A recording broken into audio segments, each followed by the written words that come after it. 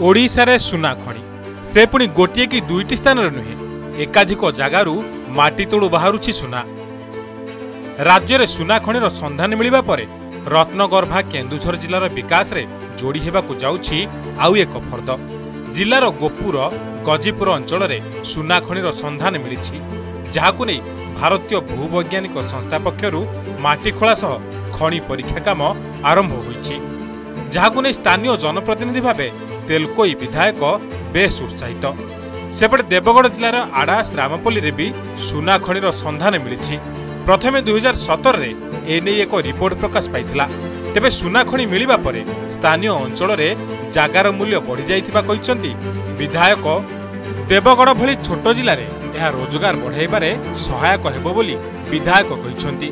मो अंचलर हमर बांसपाड़ ब्लॉक रो तरमाकांत रे जो सुना खणीर संधान मिलिछि, जहाँ सूचना अच्छी से खनन पर भल ग्रेड सब सुना गच्छित होकर अच्छी बोली सब जना पड़ी। आगामी दिन में geological survey of India report देला परे तार कार्य आहरी सुरुखुर एवं स्पीड रे आगु को चलिबो। जाहु खुशी जे एई तेलकोई निर्वाचन मंडली माने ओडिशार राजकोष को राजस्व देवारे मुख्य भूमिका ग्रहण करिवो। लोक तो खुशी जे हम गाँव में बाहर बोली से बोधे पंचायत रेट भी बढ़ीगला जगार भल सौभाग्यर कथा। जदि देवगढ़ तो एमती किसी नथिला इनकम सोर्स, जदि सुना खणी है लोक डायरेक्ट हो इनडायरेक्ट हो निहाती भाव उपकृत हे। तेणु डबल इंजिन सरकार आम अनुरोध करूँ जिते तत्परता प्रकाश करी, कारण से संसदीय क्षेत्र भी धर्मेंद्र प्रधान क्षेत्र से सेंट्रल मिनिस्टर अच्छा आम रिक्वेस्ट करी संभव होते शीघ्र हो तार उद्धार कर।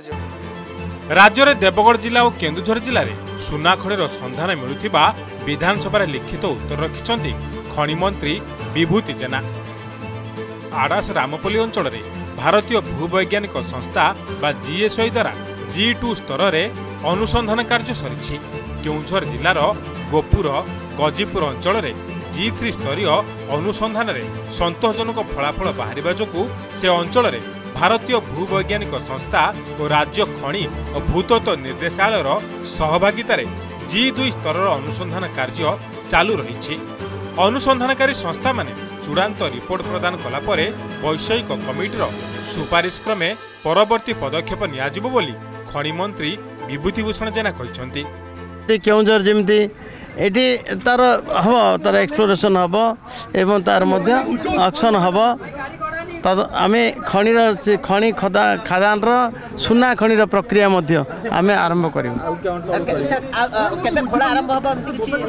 हो ना तार एक्सप्लोरेशन आनी आम चिन्हट कर आइडेंटिफिकेशन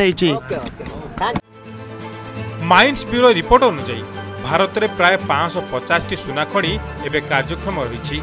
ओडिशा रे जदियो लुहा मांगानीज बक्साइट खणी बहुल परिमाण रही, एवं सुना खणीर संधान मिलिबा परे राज्य में नुआ आशा सृष्टि होइछि।